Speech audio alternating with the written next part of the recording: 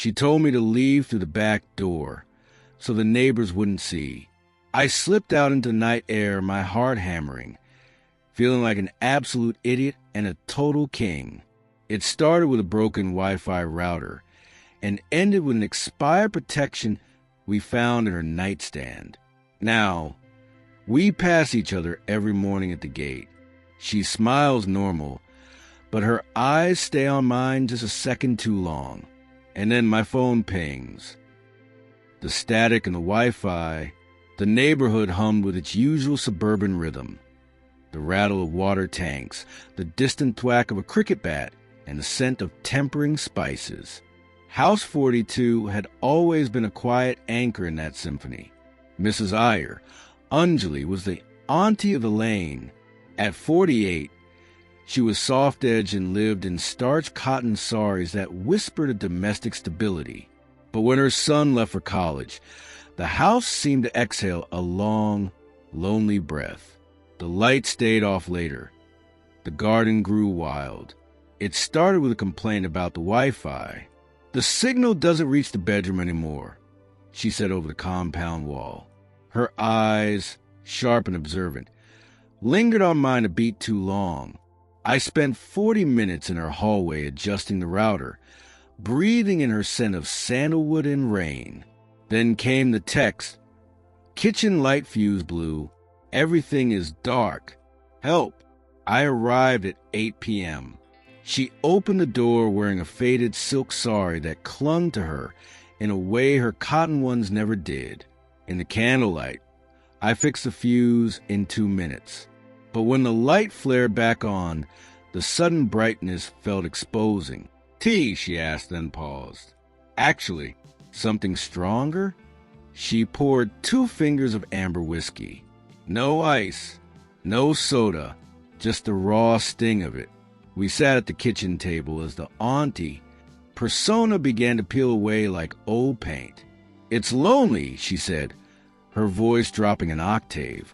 Her hand moved, not a grab, but a steady, warm weight on my thigh. I didn't pull away. The air turned thick, like honey. "Is this okay?" she whispered. I didn't answer. I leaned in. The first kiss was messy. Teeth bumped, and she let out a youthful, breathless giggle. "I'm out of practice," she murmured. She led me to a bedroom of shadows. As the clothes came off, she instinctively covered her stomach. "The marks." "I'm 48, she whispered. I pulled her hands away and kissed the silver-white lines of her history. She wasn't movie fantasy. She was real, hesitant, and rediscovered.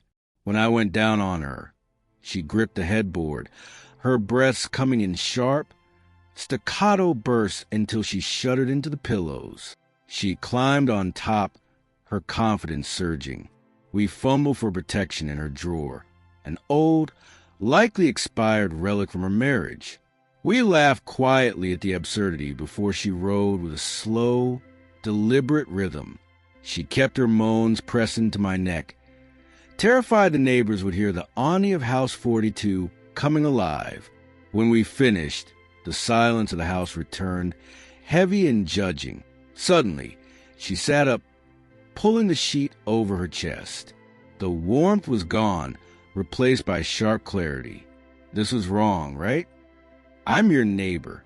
You have to go." She pointed toward the back garden. "If anyone sees you leaving my front door at midnight, it's over for both of us." I slipped out like an idiot, the cool night air hitting my skin. The next morning, the neighborhood looked the same. The water tanks filled. The hibiscus bloomed. But at the gate, her normal smile didn't match her eyes. They lingered on mine for a second too long. The static was gone. The signal was stronger than ever. The milk run protocol. The text arrived at 2:14 p.m., a time when the neighborhood usually surrendered to the heavy, post-lunch stupor of a suburban afternoon. "Running low on milk. If you're passing by," smiley face. It was a masterpiece of plausible deniability. To anyone else, it was a neighborly favor. To me, It was a siren song. I bought the blue plastic packet from the corner store, the cold condensation seeping into my palm, and walked toward House 42. My heart hammered against my ribs, not with the clumsy heat of that first night, but with the cold, sharp adrenaline of a spy. When she opened the door, the transformation was jarring. She was Aunty again, a crisp lemon-yellow cotton sari, hair tied in a neat braid, the faint scent of turmeric on her fingers.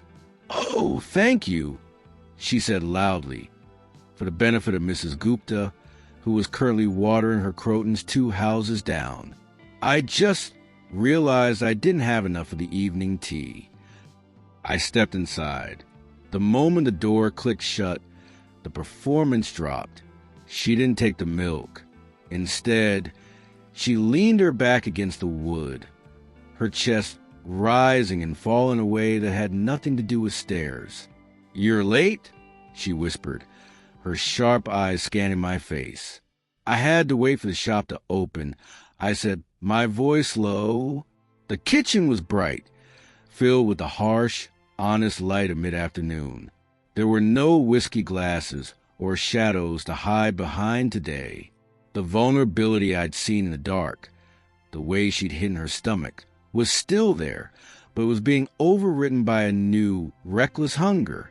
"Rahul called," she said, her voice trembling slightly as I moved closer, my hands finding the curve of her waist over the starched fabric of the sari. "He's coming back for a weekend next month. We have to stop. It's a fever. We're going to get caught. Then let's make it worth the risk." I muttered. We didn't go to the bedroom. The risk of being seen through the front windows was too high. So we stayed in the hallway, hidden by the turn of the stairs. The friction of the cotton sari against my skin was electric, a domestic, tactile reminder of exactly who she was supposed to be and who she was being with me. She was louder this time, her breath hitching in my ear, her fingers digging into my shoulders with a strength that surprised me. The shyness was gone, replaced by the desperate urgency of a woman who had spent years being normal and had finally found a reason to be something else. The expired safety. 3 weeks in, the thrill had become a habit. The bring milk texts were a daily ritual. I knew the creaks of her floorboards. She knew the exact moment I'd be walking back from work. But habits breed 180 degrees Celsius of complacency. We were in her bedroom on a Tuesday evening. The sun was setting, casting long, orange fingers through the blinds. We were tangled in the sheets, the air heavy with the scent of her sandalwood soap and our shared heat.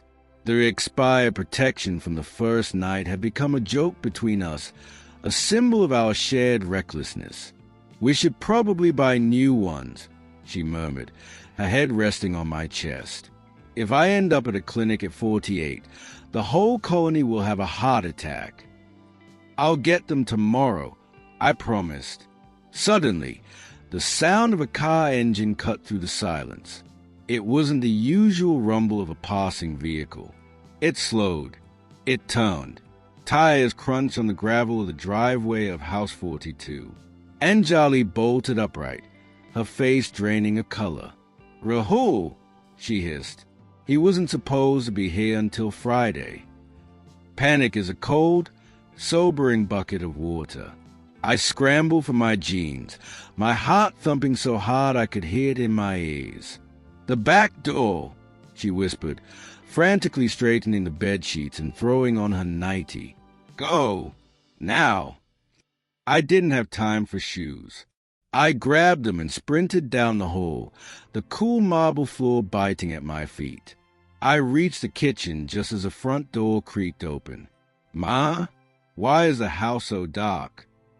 It was a young man's voice, bright, confident, and utterly oblivious. I slipped out the back door, crouching behind her hibiscus bushes. I stayed there for 10 minutes, my chest heaving, watching through the kitchen window as she greeted her son with a perfect, practiced smile. She was Aunty again, the mother, the widow, the pillar of the neighborhood.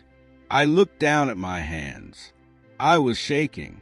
The thrill was still there, but the guilt was finally starting to catch up. I was a thief in her house, stealing moments that didn't belong to me, putting her entire world at risk for a lingering second in her eyes. The lingering second. The following week was a vacuum of silence. No texts, no milk requests. Rahul was home, and the normal world had reasserted its borders. I saw them together in the evenings, walking to the market. He looked so much like her, the same sharp eyes, the same warm smile. I felt like a ghost watching a play I'd accidentally been written into. I assumed it was over. A one-time fever that had broken the moment reality walked through the front door.